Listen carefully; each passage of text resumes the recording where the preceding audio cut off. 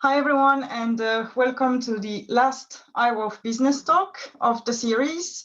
Let me tell you a little bit about IWWOF if you are joining us for the first time. So we were born as a Facebook group in August 2019 to allow all women of all walks in Finland to connect and support each other particularly in their working journey, but also on other things.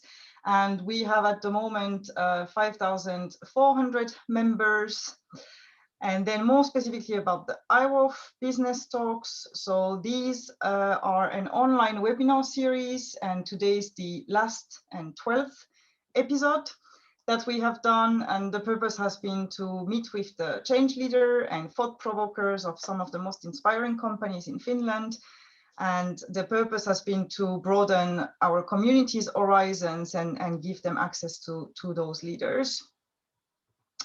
Today, my co-host is Galith Nadbornik, and we are Moramay Barinoff,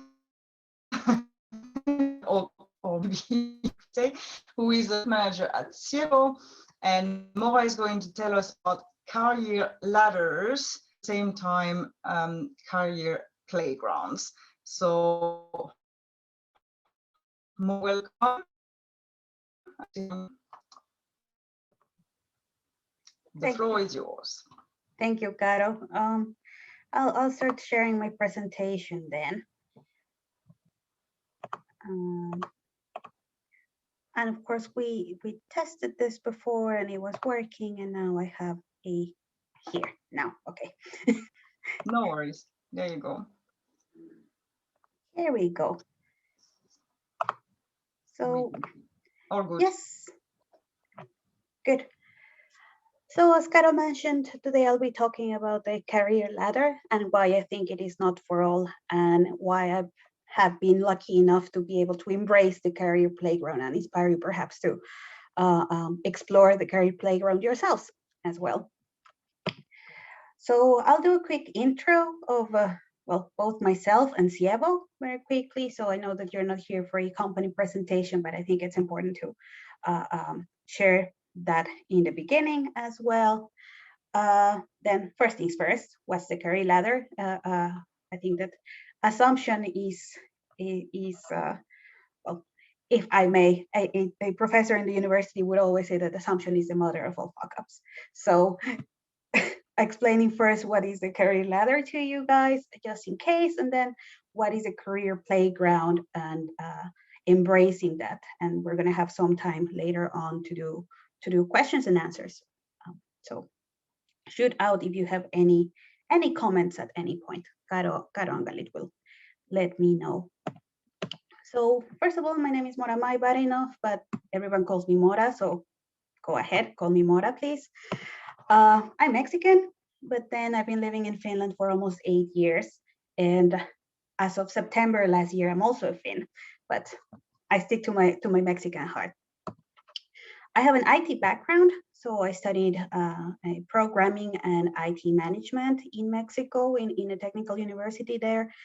But then after a few years of working experience after graduation from my bachelor's, I decided that I wanted to do a master's degree. And then this closely relates to why I have experience in the career ladder and the career playground, but I'll get more into that later. So I came to Finland and I studied business and technology in Tampere, University of Technology. I guess now you call them Tampere University, and graduated in 2015. And at that point, I had roughly 3-4 years of working experience. But then I entered Sievo in December 2015. So I've been here for 5 years and I've been in 4 different roles. So I'll share more of my journey towards the end of the presentation. Now, Sievo, what we are the global leader in procurement analytics. And how are we the global leader in procurement analytics, or what do we do, is that we help global companies to turn their procurement data into dollars. So procurement is that part of the organization that takes care of the purchases of the company to produce goods or services that the company is, well, company's core business. Then procurement sits on the top, on a lot of important data. So invoices, suppliers, materials, and whatnot. And data is currently the new oil. So turning this information into savings, for example, it's at the core of what we do. And we do this by providing leading procurement analytics solution, which is a combination of software, which is really at the heart of what we do, services. So for example, classifying our clients' procurement data or spend into different taxonomies, and then content as in market indices and information. In numbers, we have 2 offices, one here in Helsinki, and then the other one founded a few years ago in Chicago. And we are roughly 190 employees. I think that we're closer now to the 200. We have many different nationalities. We are self-financed, we're profitable, and then we've been growing with this hockey stick kind of effect since 2009. Most of our clients are situated in Europe and Africa, but we have been growing in the market in the US or in the Americas. But we still have presence in the Middle East, Asia, and Australia. We have been serving global clients. And when I say that we're serving global clients, it's really like not just like the headquarters that might be situated in Germany, but rather the whole procurement organization that can be spread across the globe. So whenever you see one of our customers' logos in our website or marketing material, you can really think that we are serving them globally. And while we have a global customer base, we also need to reflect that. I think that it serves that we can reflect it inside the company. So we have many different nationalities, so we have many different cultures, backgrounds, and experiences that it's easier, or perhaps it's more successful to serve these global clients when we can relate to well, the different aspects. We're serving people in the end. So this is all like the business introduction of Sievo, but also what we do, and we believe in a very open culture, and we are led by three values: honesty, caring, and exit. So we figured out that we need also an internal purpose, and our purpose is to create a transparent and data-driven world while still being awesome. And one of our mottos is that we don't want to be corporate assholes. So we like to get things done. We like to play hard. We like to work hard. Or actually, no, we like to work smart so we can celebrate after we get things done. So I think that this kind of a culture, it's really nurturing for what I'm going to explain to you guys today of the career playground. But yeah, first things first, what's the career ladder? So I turned to Wikipedia for all the wisdom in the world. So the career ladder is a metaphor for job promotion. So you rise and rise and rise in that career ladder, increasing your pay, your skills, your responsibilities, your authority. And I mean, this is what I was taught, or like, if not directly, this is what was implied when I was studying. So you want to get to the top, you want to be a boss, you want to, have subordinates, and you want to tell people what to do. And I don't know if this is only cultural, but I think that it's really spread across different countries and different environments. And I experienced, or I came into my first job thinking that, yes, I need to go up. I need to climb this ladder. However, my first oops moment was that this doesn't really work well in small organizations. So I used to work for a Spanish company that had office in Mexico City. And really there was, well, it was kind of like my level of seniority, which was really entry level. Then I had my boss, and after him, there was the boss in Spain, and then there was the owner. So if I wanted to go up or climb the ladder, like there was really no place for me to go unless I wanted to, I don't know, do something really awful to my boss or his boss. Then it requires a lot of individual effort. And I personally believe that while it's important to, work on yourself, like getting the help from your friends, from your colleagues, and helping each other as a community, and also in the work environment, it's really important.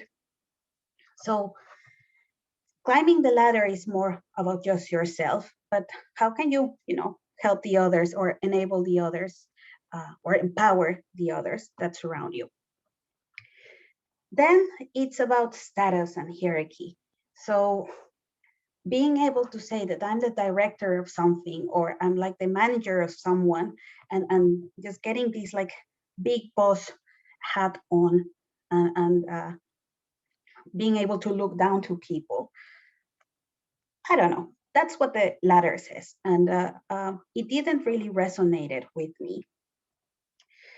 And then lastly, that it requires a lot of hard work and sacrifices. And I know that this can be controversial because, I mean, we're taught that if you work hard, you're going to achieve your goals, and you need to make sacrifices to reach where you are.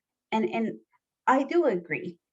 However, I mean, I have friends that have worked in, I don't know, a consulting firm, and they really have, there you really have like these more rigid levels, and you need to put in the hours if you want to move forward, and there's like very rough expectations of what you need to do in order to get a promotion. And there are many companies like that. I'm not saying that only consulting firms, or that they're the worst, but it is rough. So what else is out there for people like me that do not identify with the career ladder and the sacrifices and the kind of like philosophy? So I didn't know. To be fair, I didn't know at this point. I wasn't sure. But then I read this blog from Samali, our co-founder in Sievo and our current CEO, about the career playground, and say goodbye to the career ladder. So there's a link, but if you search career playground on Google, you'll probably find this result. And I didn't first heard about it when this blog came out, but we were actually with Samali in a customer visit in Norway, and he said, like, do you know if there are any playgrounds around? I need to take a picture like in a playground. And I was like, odd. Okay, we didn't find a playground, so this is not my photo. But I was asking, like, why? I said, like, yeah, we're going to do a blog post about the career playground. And I was like, okay, cool. I didn't really know what to expect on this playground or career playground definition. But after I read it, like, a lot of things resonated. And yeah, then this was before I actually moved positions in the company. And I cannot say that it was because of this blog, but it really kind of like sparked something in me. So Mora, sorry to interrupt you before you move forward. So there was actually a question already from Kirsi in our chat. That was this career playground, a term that you invented, but now you have been telling the story from Samili. So do you know if he invented the word career playground, or is something that he had heard or read from somewhere else before? I actually don't know. I did the search on career playground at it. I couldn't find a lot of results, so it might be that it's just like someone, if not Samili, someone else in Sievo that came up with this. But invented in Finland, yay! Yes, trademark. So yeah, Kirsi, you can use it as much as you want then. I'm sure Samili will not mind. It's a great concept, and before I think you develop it, I wanted to kind of maybe give some thought around the famous career ladder, because it is a construct that we're taught from an early age to adopt. And I think we don't talk enough about the sacrifice. I was very glad that you mentioned it, because the sacrifices are very, very real. And especially if you think about international working women of Finland, the IWWOF community, we all aspire to be working and kind of grow our careers and contribute to the workplace. And I think that that's kind of in itself considered an end, like a result, but it is really important, the element you're bringing to the discussion, that yes, a career is a good thing if you can build it, get it, develop it, but it cannot be the end. It cannot be the outcome. It is part of something more. And to be frank, I wish I had heard this discussion 10 years ago, 15 years ago, because I had to learn it the very hard way.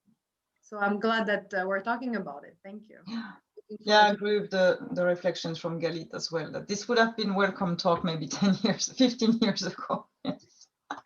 Yeah, and at least here in Finland, I've met quite a lot of people that have switched completely career paths, and maybe without knowing, they're embracing the career playground. Sometimes it's because, well, you're an international working woman in Finland, and you did not find a job in the area that you were developing, and then you decided to completely switch. Then there are others that have taken a break from working because of maternal or paternal leave, and then decided, you know what, maybe this is a good time to learn a new skill, and now I'm into programming and I want to be a developer. And with these, Sievo, like I think that there's something that impacted me, at least in the beginning, is that our head of people, so what we traditionally know as HR, started as a solution consultant. So she was like doing implementations of projects for customers, and then I don't know exactly how it went. Maybe that's something that we can ask Anna later. But she ended up leading our people function and developing our culture and hiring people. So I think that it's really nice to see that this is applied to other people, and that, to me, it looks really, really common.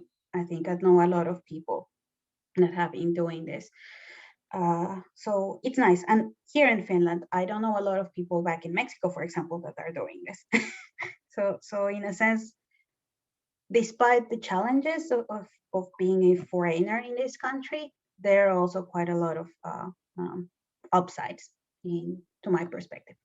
It's such a good point. Again, like, thanks for making me aware of what I've been through, because I started in finance. I couldn't find a job in finance, so kind of had to learn through experimentation and taking different roles. But I do feel that would I not have been a foreigner here, would I had like a perfect path, and I would not be able to explore my interests. So I do feel that this is also like, it can be taken two ways, right? That, okay, you don't have the job you want, or you get to play and kind of explore areas that you would never have explored. So again, like, you're opening my eyes to realities I have been going through already. Thank you.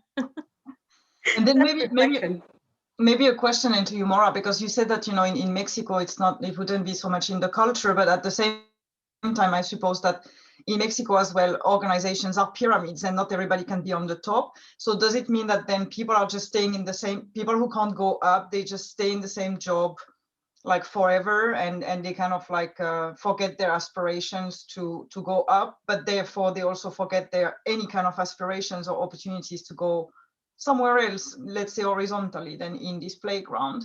Is that what you're saying? Yes, I mean, of course, I cannot talk for everyone, but yes, that's my perception, definitely, that unless you can go up, and then there are very limited areas where one would actually think of developing or moving forward or moving towards. Yes, I don't know if yeah. Actually, I've thought about this before, and I think that it's part of the culture. Like, this is really a flat society, whereas if I compare it to Mexico, there are like quite a gap between societal status, or how do you call it? So I think that it reflects also in the working life. Yeah, well, this is where I heard about the career playground and how this all links, I think, like to the experience of the playground itself. Why would somebody go to the playground? Like, well, you go there to have fun. You want to have a nice time.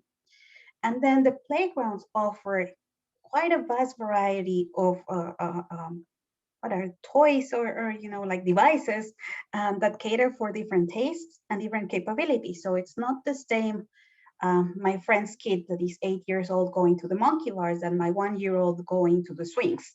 So she's just introduced to the playground. So swings are okay, and wherever I sit her, then she's probably going to have a great time. Whereas an older kid would go around and like monkey bars are good, and then they go to the swings, and then they want to go to like, I don't know, these spinning thingies, and it really depends what you have experienced before and at what stage of your life you're in. Then you can go and play on your own. You can play in a group. You can make new friends there. You can regroup if the playmates you have are not your thing, and really you just go there and adapt to whatever the situation presents. And lastly, it's that it is, at least generally, a safe place. So if you fall from the monkey bars, you have like this cushioned floor, you have some sand, so you're not just going to go and break your head in concrete. So how can we bring all of these principles or ideas to our own careers? So first of all, I think that as we try different things in our professional life, our interests and our experience develop. As I mentioned, like my friend's kids and my baby, they have quite different ideas of what it is to have fun in the playground, but they have experienced different things and they're in different stages in their lives. The same for us. So when I entered the career or my professional life, I was just graduated from university. I studied for 4.5 years, my bachelor's in IT and programming, and I thought that all I wanted to do was technical stuff. Yes, I want to be a programmer, I want to be writing scripts, and that's all I want to do. Then I realized that, you know what? I like to talk, I like to meet people, I like to talk with clients, and maybe I'm not built to just be on the background or behind the curtain doing all of the coding. So perhaps I'm more empathetic towards the clients, and I would like to be able to talk business with them. So this is how my perception changed after a year or two in a very technical position. So we expand our horizons in that sense. And it's okay to completely change paths. Then, as I said, you can play alone, you can play in a group, you can change your teammates. So also in our own professional life, we can adapt and we can find support in others.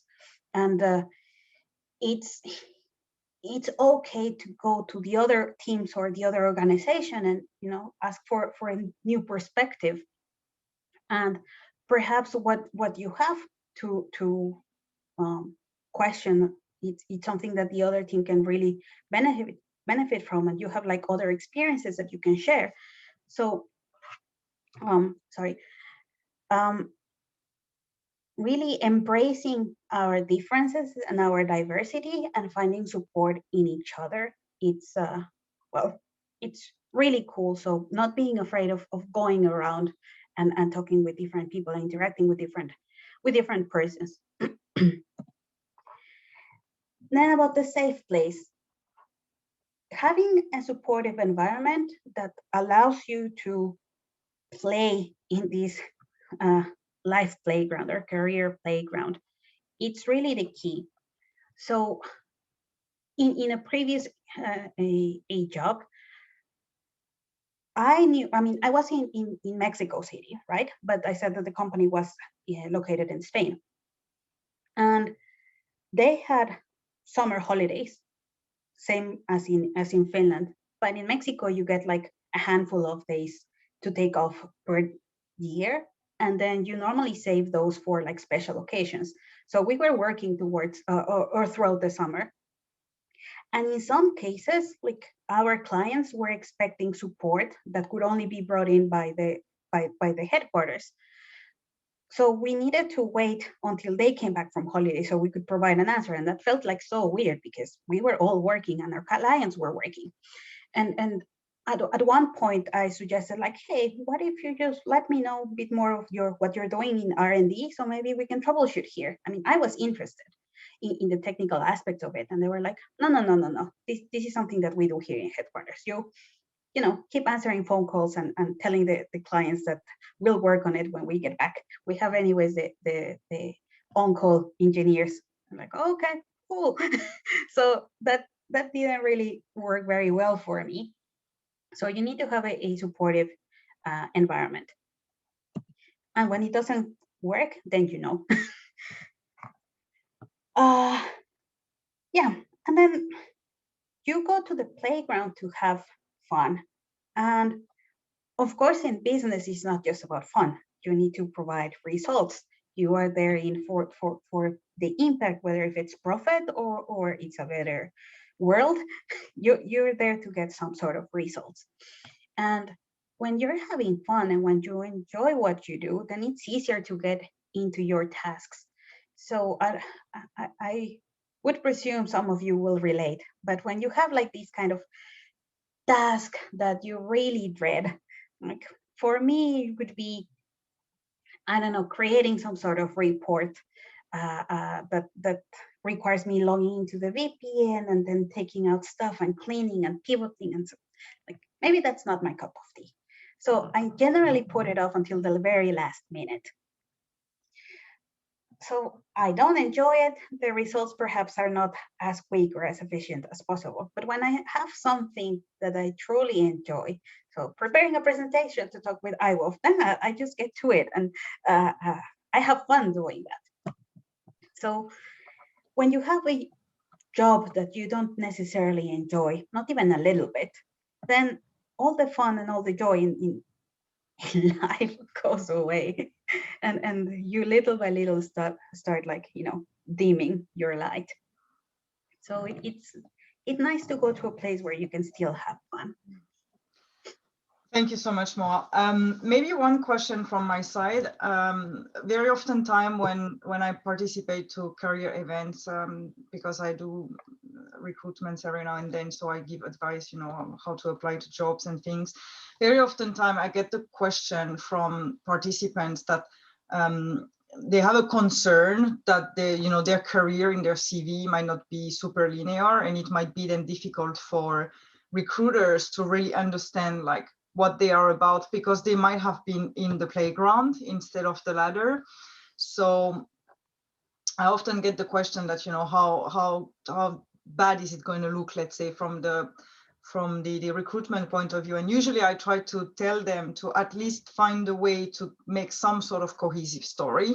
Even though you might have done very different thing, you might have done it for a certain purpose, and like you say, either develop yourself or because it's something that was fun for you, or you wanted to learn something or whatnot. So would you also have some advice for people who have this concern that the CV or career is not linear enough in that sense, and how they can present themselves to recruiters? For me, I think that the key would be not to just look at the CV, because the CV just tells part of your story. So when you're applying for jobs, or when I see, for example, I also have been recruiting. So when I look at the applications, I really look into the motivation letter and the cover letter. So if you can tell your story, if not necessarily how each position connects to each other, or what took you or what pushed you to take that kind of sidestep instead of moving up, I think that's one thing. You need to be able to tell that story, and you will not always get the interview just by looking at the CV. So you need to be able to communicate this already in the application period. So I would use the cover letter to do that. And at least I think that just be frank of why you moved positions. When you're, let's say, when you're honest, you have nothing to hide, then you can very just naturally explain like, yeah, well, I was unhappy. I realized that I don't like coding. So I just wanted to do something different. And then I realized that something different was not my cup of tea either. So I am doing this now, and this is why I want to apply to your position. So that would be maybe my advice. I love it, and I know Caroline loves it too because she's a big advocate on cover letters. So definitely she buys into it. I would add, because I think that's fabulous. Definitely guidance. Even if you don't have a cohesive story, show what you learned. So from each lesson, from each experience, what did you pick up and how did it bring you to the next one? You don't have to have a cohesive path as long as you're able to tell the story of how you grew. I think that's more than enough. But yeah, great advice, and definitely align the three of us, I'm sure, on the importance of a good cover letter. Yes, definitely. And a good LinkedIn about section, because as well as recruiters, when we are going through the LinkedIn, sometimes, like especially when it's very different roles and very different companies or industries and stuff, it can be a bit difficult to get it. But like you said, if there is a good story behind it, and in this about section, for instance, then it makes it really much easier to get a sense of who the person is, and makes you a bit more, let's say, on a safer side than to take a chance on that person and not worry that after 2 years they are doing something else again, which technically actually could be okay, but maybe not usually what we are looking for. So. Yes, true, exactly. Yeah, do you have any more questions about what the career playground is, or should I move on to the? I think not it's from the chat clear. at the moment, so it's very clear. Yes, definitely. All right, so let's move on. I think that I've already gave you a sneak peek of why I have been embracing the career playground and what has kind of pushed me, but now very particular in my experience in Sievo, how I've been embracing the playground in Sievo. So I mentioned that I joined in 2015, and I joined as a customer relations manager. So what in other companies you also call customer success manager. So I was in this kind of position where I was in charge of like upsales and account management, but also technical support, and well, it was pretty much related to what I was doing back in Mexico. So technical deep dive, but also discussing with clients. So it was quite fun, quite natural. It was not easy to find this particular job. So I, as many other international working women in Finland, I struggled my fair share, despite having the Finnish degree and all. So once I finally found this company and this position open, and after knocking on many doors, and they opened the door for me, so I was like, well, beyond grateful, but also really excited to like finally have the chance of showing who I was, what I could bring into the table, and like bringing, I guess, like the strength of the diversity and coming from a different culture and ideas and whatnot. So I really tried hard. I'll be very honest, and I think as most of us do, anyways, when we get that opportunity. And around 2017, I guess, there was an internal position open to be a bit more on the technical side. And I mentioned before that yes, I don't want to be like on the background and doing just technical stuff, but this position was a bit more on the background. However, like tackling more challenging technical cases from our clients. And I applied. And for one situation or the other, after I was selected, they decided, you know what, we're going to restructure the whole customers organization. And we're thinking about creating a new team, the solution support team. And in the solution support team, we want to build up a help desk to support our growing customer base.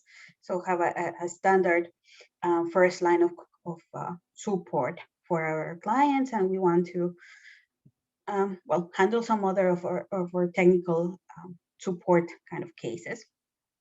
Would you like to be the team lead for this new team? So instead of starting my very technical position, I jumped into this role. And it was quite fun. It was quite challenging as well. I can talk a whole lot about like what were the challenges, like jumping from the peer kind of level to then suddenly I was manager for some of my friends, but let's leave that for other time. But yeah, we started with the solution support team, and it lasted, or my journey there lasted a little bit over a year. When at Sievo, we decided to do a transformation from the analytics platform. So most of our clients were using one platform, and then we decided that we want to change this, and we need to teach internally our consultants what kind of like the technologies. We need to figure out what are best practices. We need to get our old customers onboarded to this new technology and the new analytics platform.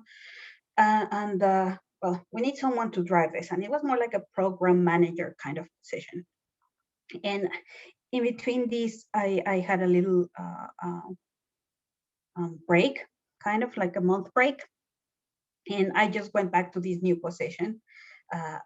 Well, yes, I applied. I went through the internal recruitment process, and then I was selected to this position.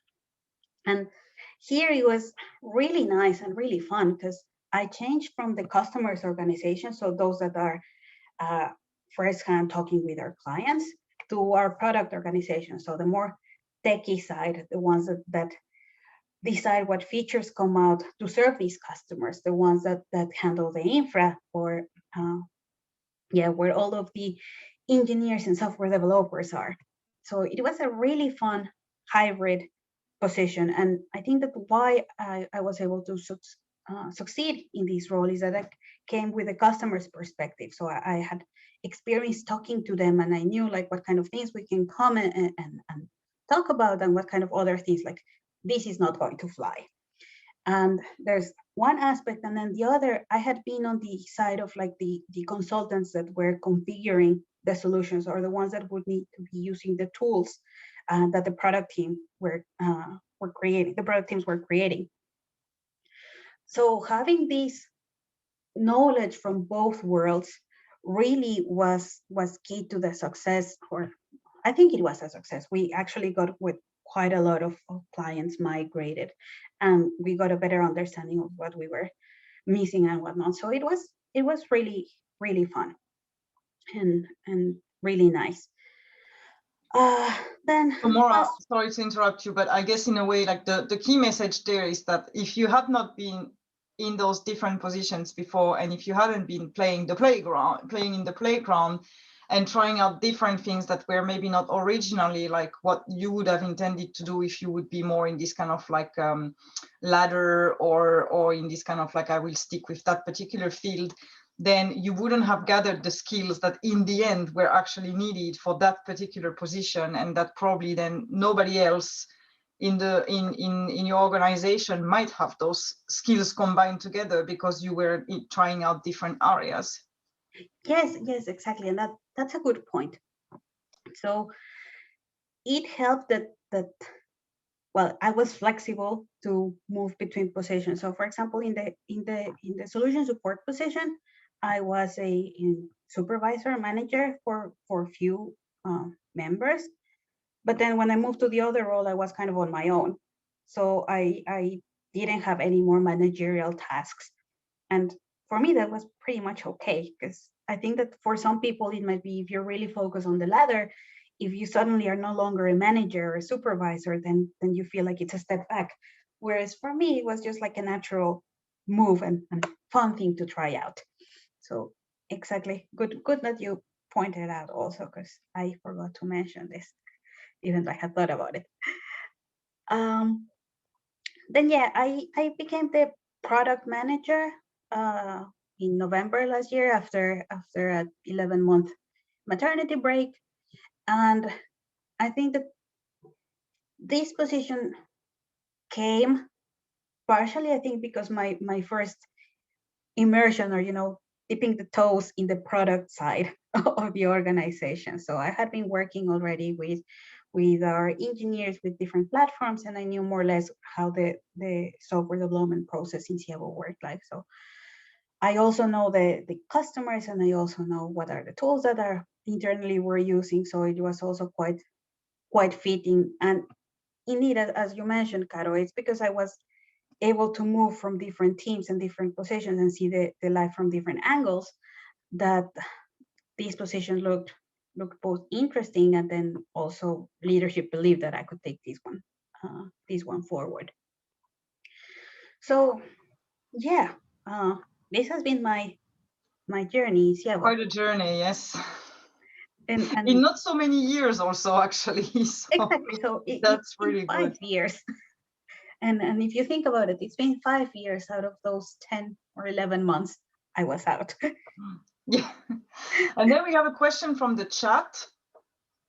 So first of all, saying that this is awesome how you and Sievo have embodied the career playground, and how do you think that more companies can do this?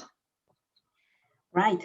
I think that this is really, well, it's hard to answer, but I think it's really tied to the company's DNA. So what do they kind of aim for? So is it nourishing the employees and allowing them to explore their capabilities? If you believe that the people that you have hired have a lot of potential, and perhaps their potential is not exploited in a certain position, then you give them a chance to explore something else. Yeah, I don't know exactly how to answer that, or if that comment even answers that. But like you said as well, I mean, the organization is 190 to 200 people at the moment, so there is not so much possibilities probably to go up within the company. So if the company wants to keep the talent inside, then they have to find other ways to retain people than just the prospect of someday having a promotion, because maybe out of the 200 you'll have like 10 in the leadership team, I suppose, or something like that. Yes, so then it means that you would be basically losing 90% of your best talent just because they can't get advanced in their career. So you've got to find, I guess, as a company, other ways. I don't know if it's like a strategic thing from Sievo, or this is more like now your story, but I would extrapolate to companies in general that there is a moment where if you want to retain talent, you have to find things that are attractive enough and interesting enough for people to do, which may not mean promotion, but then something else, to learn or fun or whatnot. I don't know, Galith, how you feel about this? Exactly. And I'm thinking that there is a size element to this, because definitely I do believe that, also not to give ahead of Sievo's profile, but you as a company are already kind of quite clear on your strategy to hire the best. So international, Finnish, it doesn't matter as long as it's the best people for the job. So that already gives you a certain profile. So retention here is key. But then the size allows for this rotation, because as we know, in smaller companies, kind of it's all hands on deck. We know, Caroline and I have kind of experience in very large companies that internal rotation are actually quite difficult. And there is almost this kind of department stigma that, oh, you come from IT, like you cannot touch finance, or, oh, you come from this maintenance universe, there is no way you're going to get to sales, which what you're describing is the exact opposite, that, yay, you understand customer interaction, come and help us with product design, which de facto is, I would say, a very wise strategy focus and kind of corporate positioning. But unfortunately, you don't see this so easily in once you pass the 1,000 people company threshold. So I'm glad to see it. I hope that as Sievo grows, that you maintain that approach, because it is harder and it is more difficult, of course, when the company gets bigger. But I do see that it's two benefits: employee retention and quality towards your customer. So definitely good to point it out. Definitely, yes. I totally agree with that. I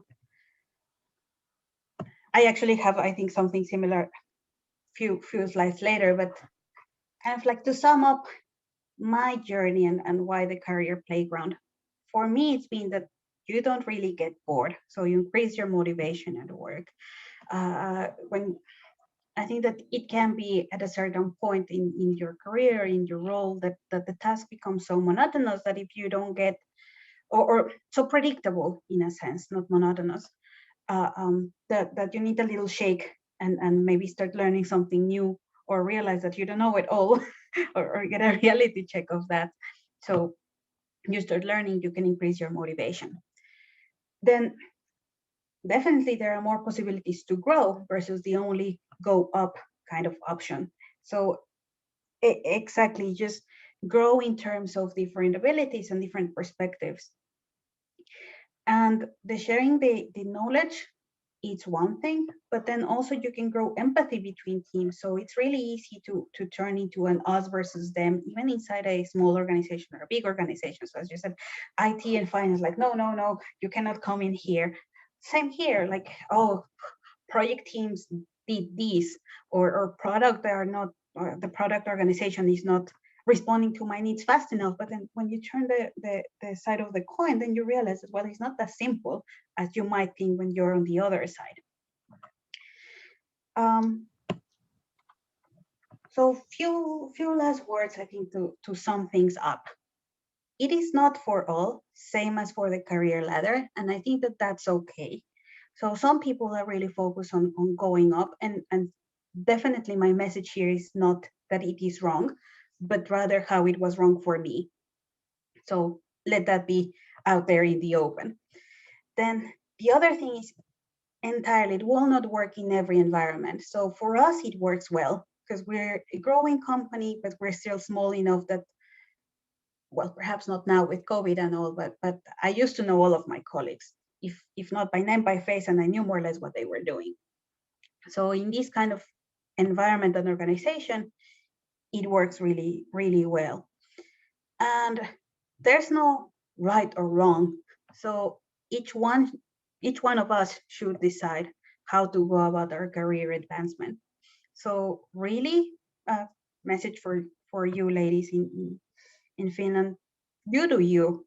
So if you really focus on growing and getting to the top, go for it. Just work smart and get there. If you're unsure about what you're doing and you're not sure if like it motivates you enough, and you're not sure that this is helping you grow and become a better self, then try something else. Shake it up, shake things a little bit, and you do you. So that would be my last message to you guys. Great advice for pretty much everything, career included. and in that sense, also maybe a reflection of this topic, which I haven't really thought about before this presentation, but I'm also thinking that the career ladder and the career playground, they are not mutually exclusive, right? You might want to be totally in the career ladder at the beginning of your career and try to, like, you know, gain a nice enough position, let's say, that then later on in your career you can relax and take some like easier jobs, or other way around, you might want to play the field until you define actually what it is that you're really passionate about and very good at, and then from that point on there is a good chance you're going to get promotions, maybe if you don't even apply for jobs. So I'm not seeing these topics are being like one or the other. It's just that at that moment in your career, what is best for you? Is it to go after the next job on the career ladder, or then is it to play the field or be in the playground? So I think for me, like at first when we discussed this topic together, I was kind of thinking that is it a bit like one or the other, but then after this presentation, I feel that like your message is indeed like not choose one or the other, but rather that do what works for you basically, and apply then whichever one works for you at that moment. And you're just now giving us a very nice example though of what the career playground can be, which I think is a bit maybe missing out there as well. So that's a really good example that you gave. So thank you for that. Oh, thank you guys for giving me the chance and babbling here all of my my journey this far. Great. I guess, Caro, do we still have time for questions? Or I think we're done from the questions from the chat. All right. So I would say maybe we can move on to the recruitment corner, and then after that we will wrap up. All right. So recruitment corner. In general, we at Sievo, we hire many different kinds of profiles. So if you're interested in a position, it can be customer facing, my customer success manager. If you're interested in data analytics, you can be a data management specialist, or we use Click technology. So if you have some analytics BI kind of experience, then you would be a very good fit perhaps for us as a solution consultant. Azure is big things, software development, front end, back end, full stack. So we're hiring quite a lot of different profiles, and we really don't care if you're Finnish, from somewhere else, woman, male, something else. It's completely up to you, like what are your talents and what are your skills. We're currently hiring, I think it's a focus on Azure engineers, but just to be safe, go to sievo.com/careers, and then you can see there the open positions, but then you can also send an open application and explain to our people why you're the best and why we need to have you in our teams. And let's remind your motto, internal motto was, we don't want to be corporate a-holes. So Exactly. It's a good idea. I will remember this one for Every company should have a motto like that. That was really fun. So sounds like a fun company. So thank you so much, Mora, and thank you so much for our audience for the questions, and Galith for co-hosting today. And of course, a special message to anyone who might have been brave enough to watch all 12 episodes of our IWWOF Business Talks, as this is the last one. I want to thank everyone who has been watching our events live, but also our audiences on YouTube who have been growing all the time, and we're very proud of that.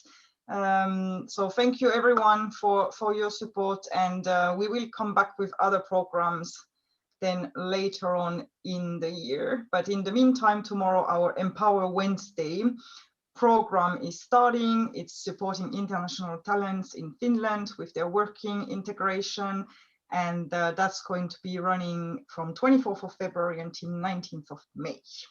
So don't miss it. It's called Empower Wednesday.